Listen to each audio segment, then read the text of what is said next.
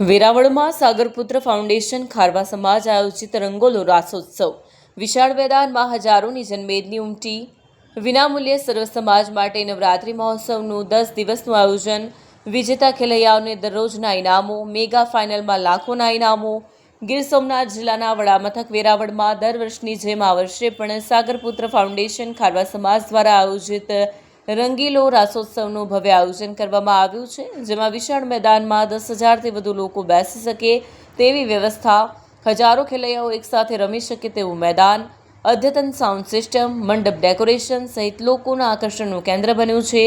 સમાજના પટેલ દામજીભાઈ ફોફકી આગેવાનીમાં વિનામૂલ્યે રાસ ગરબા હરીફાઈ અને વિજેતા ખેલૈયાઓને લાખોના ઇનામો આપવામાં આવે છે.